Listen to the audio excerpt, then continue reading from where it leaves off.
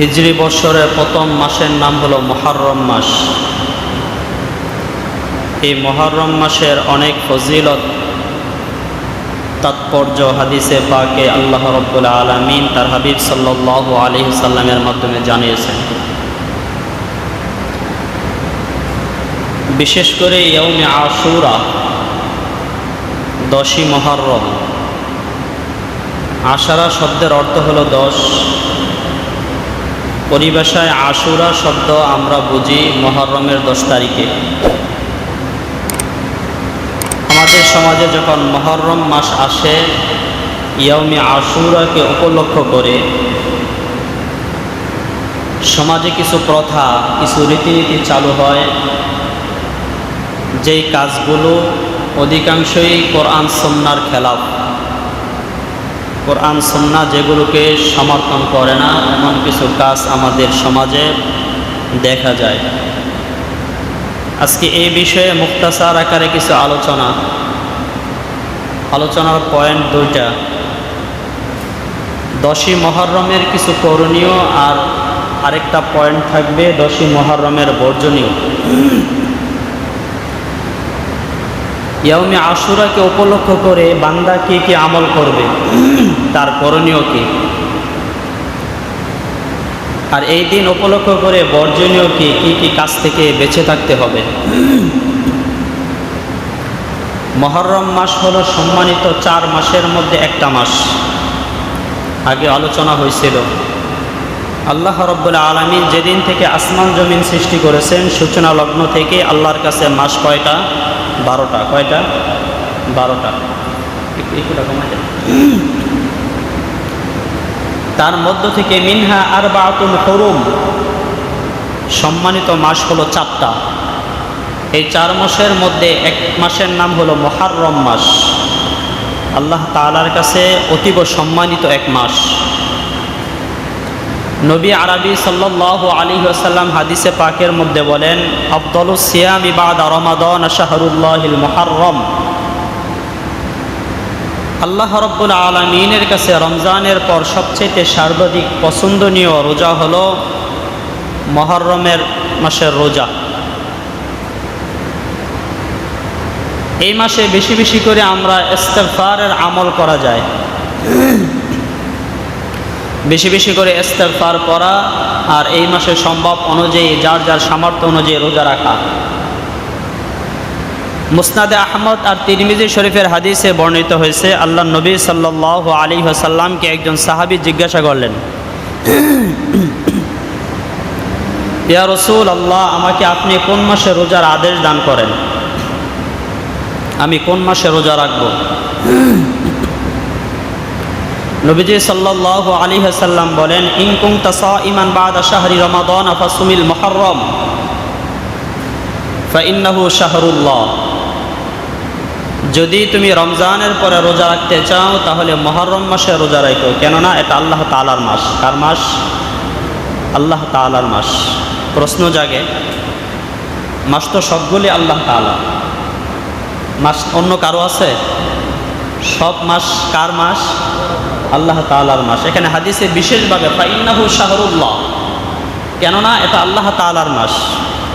কেন বলছেন? পৃথিবীর সমস্ত ঘরই আল্লাহ তাআলার ঘর। বিশেষ করে বাইতুল্লাহকে কার ঘর বলা হয়? আল্লাহর ঘর। কাবাকে বলা হয় বাইতুল্লাহ, আল্লাহর ঘর। কেন? এই ঘরের আলাদা কিছু বৈশিষ্ট্য আছে, এই ঘরের আলাদা কিছু গুণাবলী আছে। সব মাসই আল্লাহ তাআলার মাস, কিন্তু নবীজি সাল্লাল্লাহু আলাইহি ওয়াসাল্লাম হাদিসে পাকের মধ্যে ফাইন্নাহু শাহরুল্লাহ, আল্লাহর মাস কেন বললেন? এই মাসের আলাদা কিছু বৈশিষ্ট্য আছে। ফিহি তাবা ইয়াউমুন ফিহি আলা কওমিন, নবীজি বলেন এই মাসে আল্লাহ তাআলা পূর্বে বিগত জাতিদের তওবা কবুল করেছেন। ওয়া ইয়াতুবু আলা কওমিন আখিরিন, ভবিষ্যত কোনো জাতির তওবা আল্লাহ তাআলা কবুল করবেন। তাহলে মুহররম মাসের আমাদের করণীয় আমল কি? করণীয় আমল হলো এই মাসে বেশি বেশি করে ইস্তিগফার পড়া। কি পড়া? ইস্তিগফার পড়া।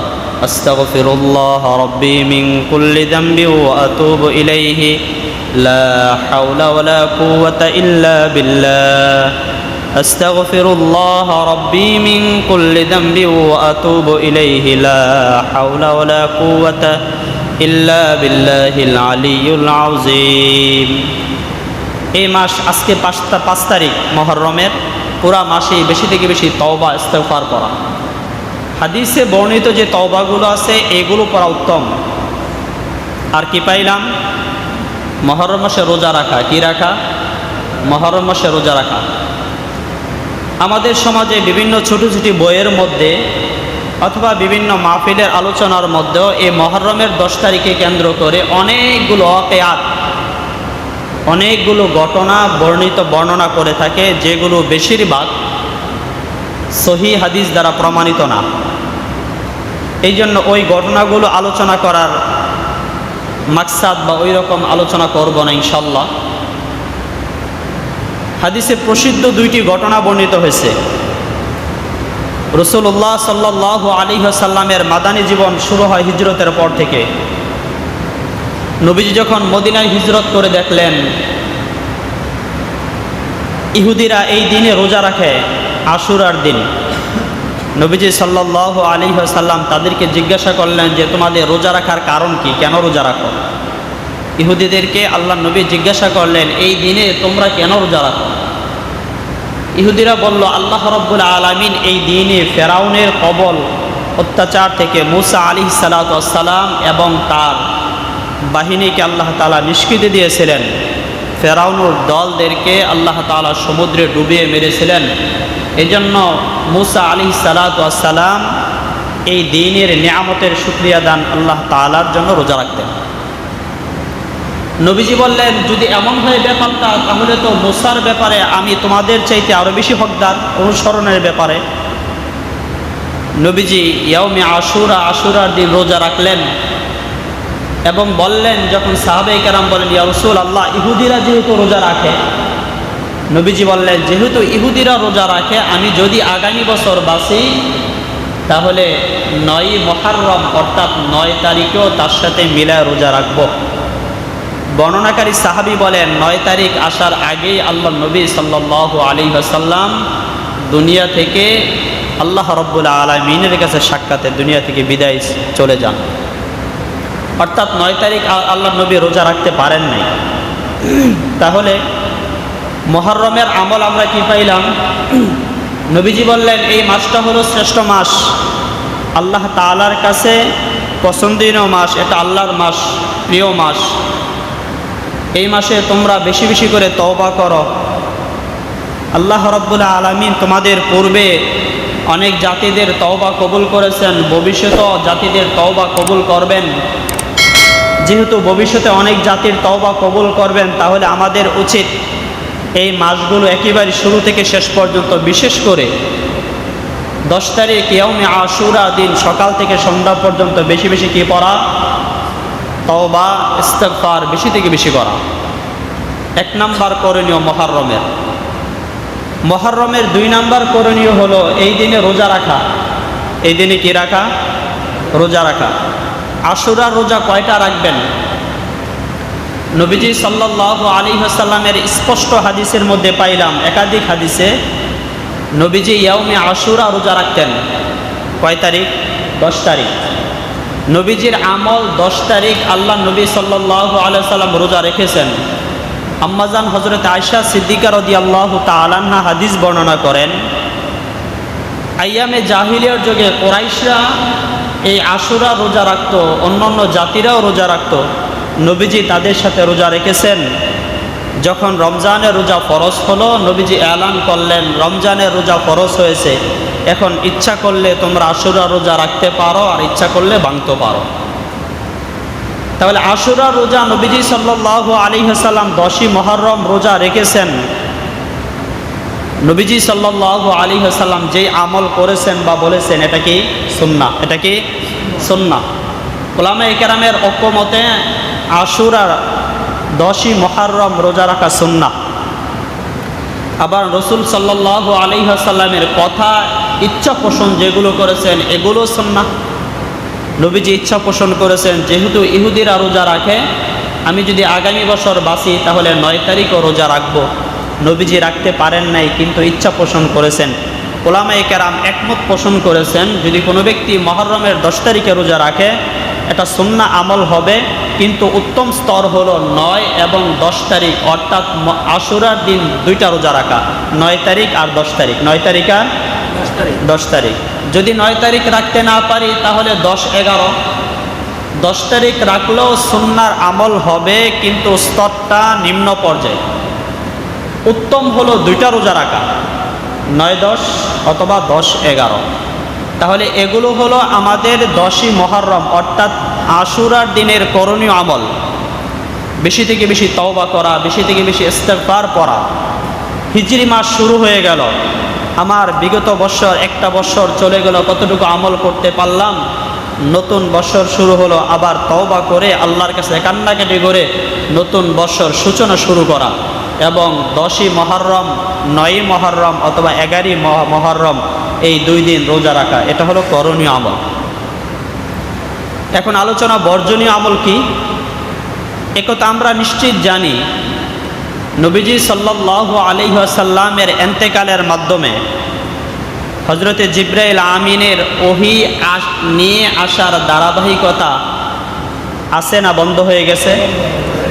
নবীজি সাল্লাল্লাহু আলাইহি ওয়াসাল্লামের কাছে জিবরাইল আমিন ইসলামের বিধিবিধান নিয়ে আসতেন। নবীজি যখন দুনিয়া থেকে চলে গেলেন, জিবরাইল আমিনের ওহী নিয়ে আসার ধারাবাহিকতা কাটা বন্ধ হয়ে গেল। এটাও নিশ্চিত আমরা জানি, পবিত্র কোরআনে আল্লাহ তাআলা বান্দাদেরকে জানাইছেন, রাসূলুল্লাহ সাল্লাল্লাহু আলাইহি ওয়াসাল্লামকে আল্লাহ রাব্বুল আলামিন দুনিয়া থেকে ওই সময়ে উঠায় নিয়ে গেছেন যখন শরীয়ত একেবারে পরিপূর্ণ হয়ে গেছে। না কোনো বিধান বাকি রয়েছে? কোনো বাকি আছে? কোনো বিধান বিন্দু মাত্র বাকি নেই। আল্লাহ রাব্বুল আলামিন ইসলামকে পরিপূর্ণ করে, ইসলামের কোনো বিধান গোপন রেখে তার পয়গম্বরকে দুনিয়ার বুক থেকে আল্লাহ তাআলা উঠায় নেন নাই। ইসলামের বিধিবিধানগুলো উম্মতের সামনে প্রকাশ করে, পেশ করে, দেখায়, তারপরে ইসলামকে পূর্ণাঙ্গ অবস্থায় উম্মতের বান্দার হাতে রেখে আল্লাহ রাব্বুল আলামিন তার প্রিয় নবী হযরতে মুহাম্মদুর রাসূলুল্লাহ সাল্লাল্লাহু আলাইহি ওয়াসাল্লামকে দুনিয়ার বুক থেকে নিয়ে গেছে। এটা নিশ্চিত না? না সন্দেহ আছে? যদি নিশ্চিত হয়, 10ই মুহররমের আমল আমরা 2টা পাইলাম।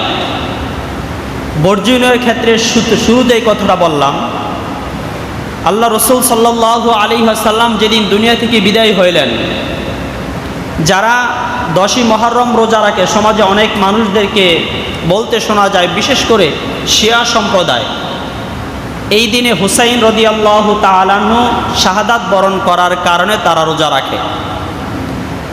এটা মারাত্মক একটা বিভ্রান্তির কারণ এবং উম্মতের এক অজ্ঞতা প্রকাশ করার এক বহিঃপ্রকাশ। যদি ব্যাপারটা এমন হয়, নবীজি সাল্লাল্লাহু আলাইহি ওয়াসাল্লাম স্পষ্ট হাদিসে বলেন, আল্লাহ তাআলা এই আয়াতে বলেন, মা আতাকুমুর রাসূলু ফাখুযুহু ওয়া মা নাহাকুম আনহু ফান্তাহু। নবীজি যা কিছু নিয়ে আসছেন, যা কিছু করতে বলছেন তা গ্রহণ করো, যা কিছু থেকে রাসূল নিষেধ করছেন তা থেকে বিরত থাকো। নবীজি সাল্লাল্লাহু আলাইহি ওয়াসাল্লামের ইন্তেকালের প্রায় 50 বছর পর হিজরি 61 সনে 10ই মুহররম আল্লাহ নবী সাল্লাল্লাহু আলাইহি ওয়াসাল্লামের প্রিয় নাতিন হযরত হুসাইন রাদিয়াল্লাহু তাআলা আনহু কারবালার প্রান্তে শাহাদাত বরণ করেন মর্মান্তিকভাবে, যা উম্মতের জন্য এক হৃদয় বিদারক ঘটনা। মুহররমের আশুরার ফজিলত হুসাইন রাদিয়াল্লাহু তাআলা শাহাদাতের কারণে নয়। আগেও হাদিসে বলছি, রাসূল বলছেন কি, ইউকাফিরুস সানাতাল মাউজিয়া, যদি কোনো ব্যক্তি মুহররমের আশুরার দিন রোজা রাখে, আল্লাহ তাআলা পিছনের 1 বৎসরের গুনাহ মাফ করে দিবেন। সুবহানাল্লাহ। নবীজির ঐতিহাসিক ভাষণের মাধ্যমে মুহররমের ফজিলত স্পষ্ট হয়ে গেল। সম্মানিত মাসের মধ্যে একটা মাস হলো মুহররম মাস। নবীজি সাল্লাল্লাহু আলাইহি ওয়াসাল্লামের ইন্তেকালের প্রায় 50 বছর পর হিজরি 61 হিজরিতে 10ই মুহররম হুসাইন রাদিয়াল্লাহু তাআলা শাহাদাতের ঘটনা সংঘটিত হয়। উম্মতের জন্য এটা হৃদয় বিদারক এক ঘটনা। এটা হুসাইন রাদিয়াল্লাহু তাআলা আনহু মাকাম মর্যাদা বৃদ্ধির কারণ। শহীদের মর্যাদা ছোট না, অনেক বেশি বড়।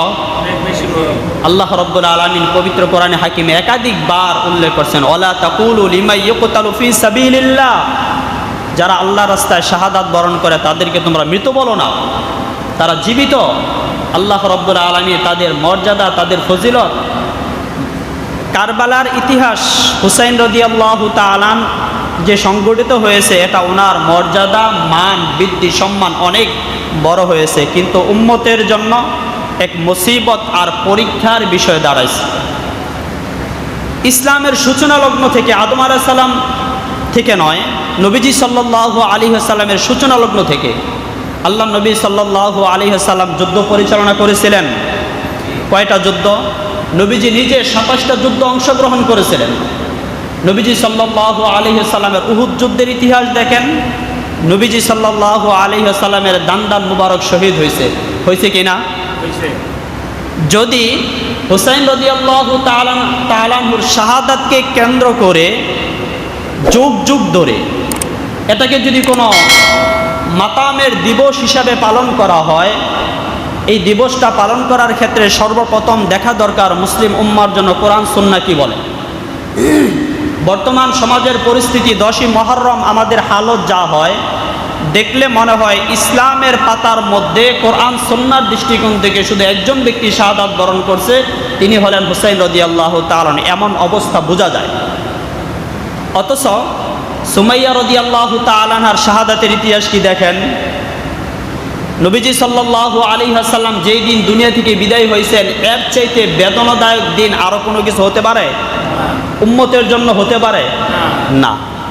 আইয়ামে জাহিলিয়াতের যুগের একটা প্রথা ছিল, তারা কোনো মুসিবতের দিনকে মাতাম বানানো, এটা আইয়ামে জাহিলিয়ার যুগের একটা রীতিনীতি ছিল, যেটা কোরআন সুন্নাহ আগেও কোনো দিন সমর্থন করে নাই, আর ভবিষ্যতে কিয়ামত পর্যন্ত ওহির দ্বারা তো বন্ধই হয়ে গেল। যদি হুসাইন রাদিয়াল্লাহু তাআলা আনহুর শাহাদাতকে কেন্দ্র করে কোনো ঘটনা, শিয়া তাজিয়া বানানো, ডোল তবলা, খালি পায়ে হাঁটা, এগুলো যদি করা হইতো, তাহলে নবীজি সাল্লাল্লাহু আলাইহি ওয়াসাল্লামের ইন্তেকালের 50 বছর আগে যারা শাহাদাত বরণ করছেন, বিশেষ করে রসুলের ইন্তেকাল ধরেন, বিশেষ করে হযরতে হামজা রাদিয়াল্লাহু তাআলা আনহুর ইতিহাস, নবীজির চাচা না? উহুদ যুদ্ধে হযরতে হামজা রাদিয়াল্লাহু তাআলা আনহুকে যেভাবে শাহাদাত বরণ করা হয়েছে, হুসাইন রাদিয়াল্লাহু তাআলা আনহুকে এভাবে শাহাদাত বরণ করা হয়নি। হযরতে হামজা রাদিয়াল্লাহু তাআলা কিভাবে শাহাদাত বরণ করা হয়েছে? যুদ্ধের পরে দেখা গেল হামজা রাদিয়াল্লাহু তাআলা কলিজা, বুকটা চিরে কলিজা বের করা হয়েছে, চোখগুলো উপড়ে ফেলা হয়েছে, চেহারা বিকৃত করা হয়েছে। নবীজি সাল্লাল্লাহু আলাইহি সাল্লামের চোখ থেকে জড়জড়ায় পানি ঝরছে। নবীজি তো হামজা রাদিয়াল্লাহু তাআলার দিনকে, মুসিবতের দিনকে মাতাম হিসাবে উল্লেখ করে নাই।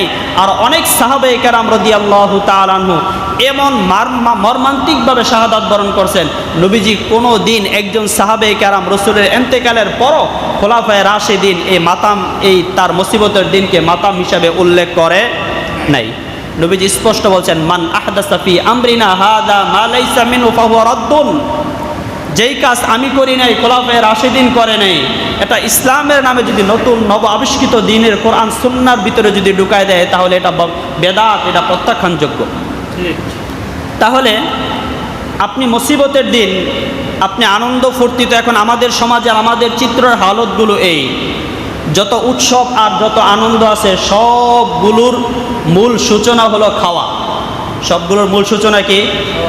আনন্দের ব্যথা বা এইরকম কিছু করা হয় না। এই যে শিয়ারা তাজিয়া বানাচ্ছে, মিছিল করা হচ্ছে, স্পষ্ট রসুল সাল্লাল্লাহু আলাইহি ওয়াসাল্লাম হাদিসে বলেন, ওলি জাসাদিকা আলাইকা হাক্কুন, তোমার শরীরের একটা হক আছে, জবাব দিতে হবে। শরীর থেকে এক ফোঁটা রক্ত যদি বের হয়, তাহলে কাকে জবাব দিতে হবে?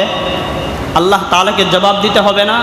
নবীজি আরও হাদিসে স্পষ্ট বলছেন, যারা ওই যে বিউটি পার্লারে মহিলারা এই যে গ্রুপ লাগ করে, দাঁত সংকুচিত করে, এই সমস্ত ব্যাপারে আল্লাহ নবী স্পষ্ট তাদের ব্যাপারে লানত করলেন। যাদের মোটা ব্রু চিকন করে তাদেরকে নবীজি লানত করলেন, তাদেরকে আল্লাহ নবী সাল্লাল্লাহু আলাইহি ওয়াসাল্লাম আল্লাহ এবং রসুলের লানত প্রাপ্ত ঘোষণা করলেন।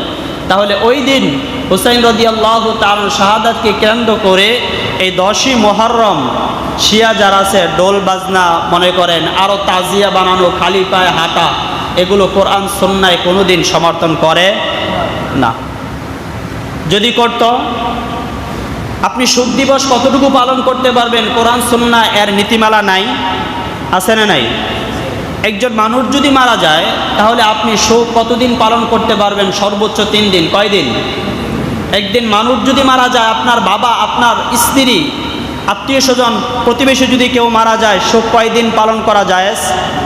3 দিন পর্যন্ত শোক পালন করা জায়েজ। হ্যাঁ, স্ত্রীর জন্য যদি স্বামী মারা যায়, তার ইদ্যত সমাপ্ত করার আগ পর্যন্ত সে শোক পালন করতে পারবে। যুগ যুগ ধরে এত বছর পরে একজন সাহাবীকে কেন্দ্র করে, তার শাহাদাতের ঘটনাকে উল্লেখ করে এখানে মিছিল বানানো, শরীর থেকে রক্ত বের করা, বাচ্চাদেরকে ভিক্ষুক বানানো, কালো কাপড় পরিধান করা, মাটিতে শুয়ে থাকা, যেগুলো কোরআন সুন্নাহ সম্পূর্ণ নিষিদ্ধ করে।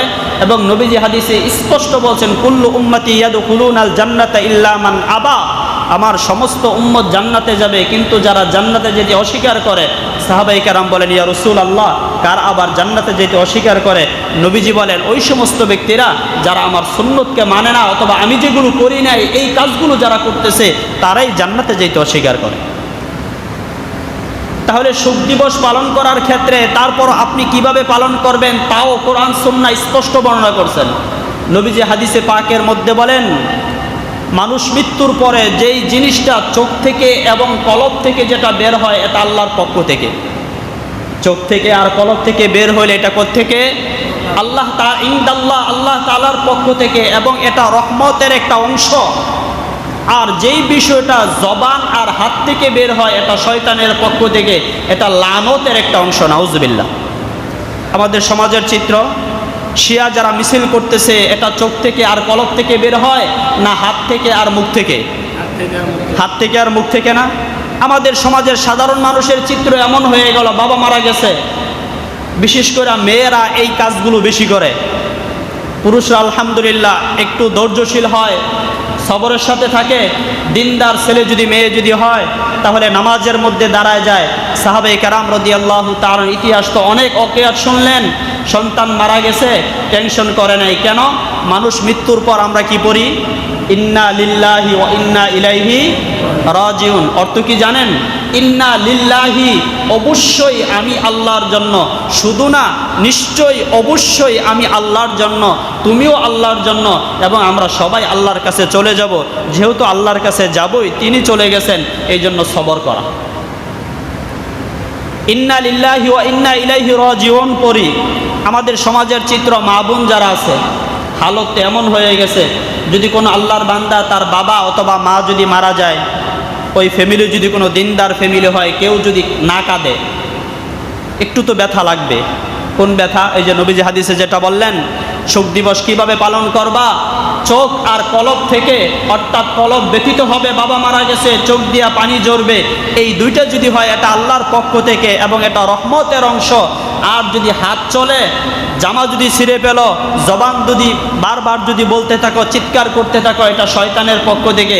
আমাদের সমাজের চিত্র, যদি বাবা মারা যায়, বিশেষ করে মা বোন যারা আছে, মহিলারা, তাদের চোখ যতটুকু চলে, এর চাইতে বেশি চলে জবান আর হাত। কথা বাস্তব না বাস্তব? তাহলে এই যে মানুষকে দেখানো, সমাজের পরিস্থিতিতে এমন হয়ে গেছে, কোরআন সুন্নাহ মোতাবেক আমল করা কঠিন হয়ে যাচ্ছে। একদিন তার ফ্যামিলিতে যদি বাবা মারা যায়, তার সন্তানরা যদি সবাই আলেম হয়, বুজুর্গ হয়, দিনদার হয়, এবার আলেম হওয়াটাই জরুরি না, যদি দিনের ওপর চলনেওয়ালা ফ্যামিলি যদি হয়, তাহলে তারা কেউ জোরে কাঁদবে না, তারা ওযু করে নামাজে দাঁড়াবে, অথবা কেউ কোরআন তেলাওয়াতে বসবে। তাহলে সাধারণ মানুষগুলো এই বাসা থেকে বের হয়ে বলবে, এমন সন্তান দিয়ে গেল যে একটু চোখ দিয়ে পানিও বেরো না, একটুও কাঁদলো না। বলবে কিনা? বলে কিনা? বলে না? যদি তারা যদি হাত দিয়ে যদি কাপড় যদি ছিঁড়ে ফেলে, 10 জন 12 জন 20 জন, পর্দার কোনো খেলাফ নাই এখানে। পর্দার বিষয় তো প্রশ্নই আসে না। মানুষ মারা গেছে, আবার কিসের শরীয়ত? কাঁদতে থাকে, চিৎকার পাড়তে থাকে, 10 জন 20 জনে তাকে দইরা রাখতেও পারে না। সমাজের 10 জনকে দেখায়, যদি না কাঁদে তাহলে তাকে খারাপও বলা হয়। অথচ নবীজি হাদিসে বলেন, যদি জবান থেকে হয় আর হাত থেকে হয়, এটা শয়তানের পক্ষ থেকে লানতের একটা অংশ। নাউজুবিল্লাহ।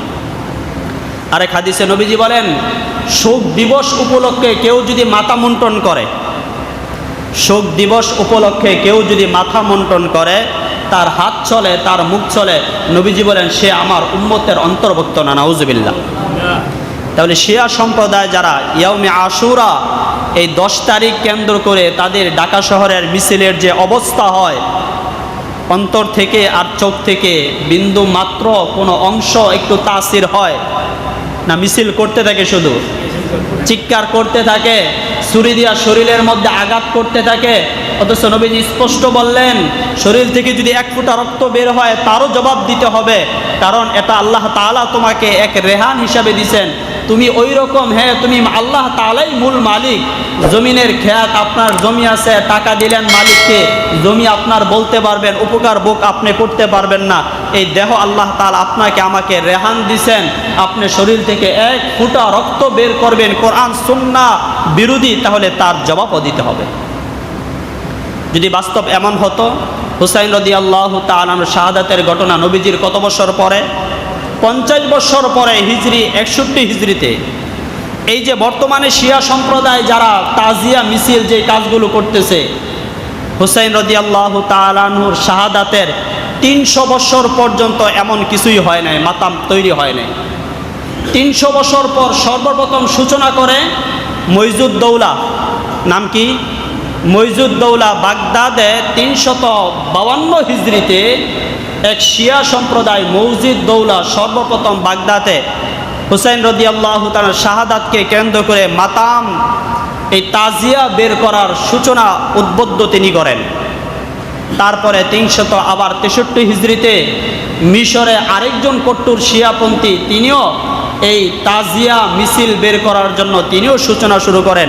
তাহলে 300 বছর পর্যন্ত হুসাইন রাদিয়াল্লাহু তাআলা আনহুর ইন্তেকালের পরে 300 বছর পর্যন্ত কোনো তাজিয়া মিছিল, ডোল তবলা বাজানো অথবা ওই রকম কোনো কিছু করা বর্তমানে যে পরিস্থিতি হয় 352 পর্যন্ত কেউ করে নাই।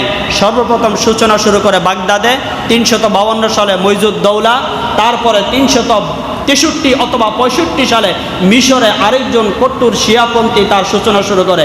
এর আগ পর্যন্ত কেউ করে নাই।